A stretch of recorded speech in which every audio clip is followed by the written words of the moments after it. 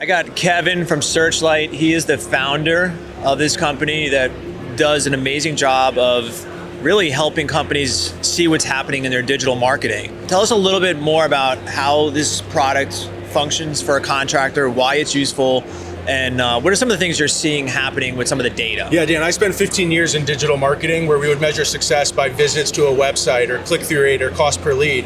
But at the end of the day, you don't pay your employees with clicks or impressions, right? And my dad owns a plumbing business out of Connecticut, very small, with just my brother. And when I tried teaching him digital marketing, he told me it was all BS until I can prove it's actually driving revenue. And you can fake clicks and you can fake leads, but one thing you can't fake is dollars. So what SearchLight's doing that's different is we integrate directly with ad platforms, we integrate with all your conversion tools like call tracking, forms, chat, schedule engine, and most importantly, your CRM. So we're pulling in all of this rich customer data where now I can measure success using customer acquisition cost and average ticket accurately backed up to every marketing campaign that you have. So you're running PMAX and all of these pay-per-click campaigns, you have door hangers, you're spending money in all these different areas.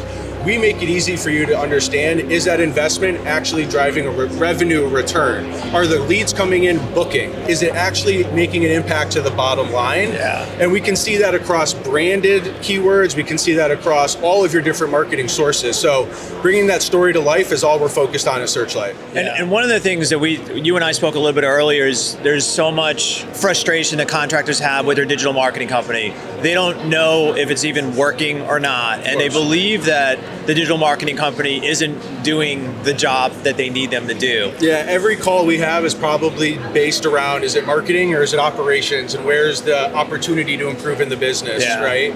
And we're always quick to blame the call board being empty or the marketing company. But what we see is that the calls are booking, you're running the jobs, and you're spending all the money on to acquire the customer, go to the home, then you get the estimate, and there's not a strong follow-up process. So we can see the leads that are getting hung up in open estimates, and I can still give credit to the marketing agency that got you in the home, because the marketing agency doesn't sell your estimates, right?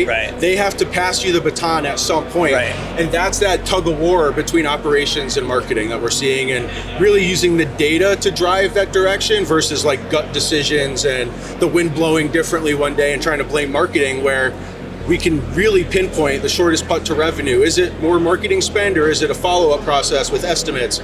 Or is it a better booking rate with my CSRs, and understanding those little differences so we can make strategic decisions off data. And one of the things, obviously, as a company that does branding, and we're so big on the notion of how do you become visible in the community? So how do people know who you are before they actually even need your service? So tell me a little bit more. What was really interesting to me is the data you're seeing on branded keyword searches for the companies with better brands. I mean, you can see the example here too, but what you're looking at here is we're looking specifically at all of the different campaigns coming in from Google Ads, right? And this customer has random. And this is a customer, by the way, that we did the branding for. Right. And I can see here they have a branding campaign, right? And they spent $550 on it over the last 28 days. But that campaign's booking, the leads book at 85%. Wow. Our average is 45%. Wow. Across all marketing channels. So you want a quality lead source? I found it. Yeah. In addition to your booking rate, we have a match rate, which looks at the differences of did they cancel before we ran the appointment? And like, no one's canceling. In this case, we're actually seeing more customers from previous date ranges coming in. But at the end of the day, your paying customer rate, 46% of those leads coming in are buying something from you, and your customer acquisition cost is $46, and your average ticket is $6,000. And that's how you measure success. Customer acquisition cost and average ticket, not click-through rate and lead cost. Because the fact that we have over 700 accounts using SearchLight today in home services, the data point that's most impactful is 75% of your unique leads do not buy anything from you. So why are you measuring success by cost per lead if 75% don't buy? And then compare it to the other one, which was the paid ad spend. So I mean, you can see other ones in here, right? I mean, the bookings, they're doing great with bookings, but overall, I mean, their customer acquisition here is $410 with a slightly higher average ticket. Now you're into $1,200 for an average or customer acquisition cost, $1,000. I mean, the branding campaign just stands out as an outlier. Right? And this is a company that the branding wasn't amazing beforehand. We designed a new brand, a very effective truck wrap. We got them really visible in the community, but it's just awesome to really see how that's translating into actual results. And we can prove it based on, we're looking at new customers right now too, not existing. So these are people that see the brand, That's and instead of amazing. going to Google and saying contractor near me, they're going to Google and putting in the brand name. Exactly. And when you can invest upstream to get your customers using Google that way, and you already have the brand in their mind, Yeah. you will save a substantial amount of marketing budget, right? And I think that that's the part that so many contractors are missing is they keep throwing more money at the Google ad spend and they're not seeing the results. They're getting super frustrated at that point and never really addressing the true issue, which is the fact that most of them are just completely invisible in the community that they're trying to serve. So even when an ad shows up, the consumer's never heard of them. Who is that? I don't know them. Yeah. I've not seen my neighbor use them. There's no trust factor. Yep. So all those things working against them,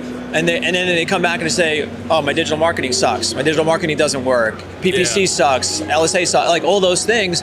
And it's like, man, if you just fix the root of the problem, which is so based on brand, you'd be so much, and the numbers here just totally prove that whole point. I've been doing this for 15 years, and I was the guy managing PPC for large brands before starting this company. And I was, a big advocate to just digital. When I stepped back and built this data company, I realized you'd need a balance. And if you look at where you're getting your revenue today and your top customer attribution channels are Google Ads and LSA, you're on thin ice because the day that media budget runs out or something happens to your account, the leads dry up. leads are gone. Right? So you need at least 50, 60% of your revenue coming from branding or organic channels that are not paid for per lead. 100%. I love it. Dude, thank you so much for sharing this data. We're going to be diving deeper into some of this data so we can share some of those results and really have people understand that direct relationship of being visible in the community and how brand plays such a significant role in the success of their digital campaign. So nothing like a 86x return on your investment. Yeah, 86S. When they say branding's too expensive for me, I don't want to invest in branding. Well, I don't know, man. Then the first dollar I would spend. Then Google's going to love you for it if you don't. Exactly. So, dude, Awesome. Thanks so much, Kev. Appreciate it, Dan. Take care, man.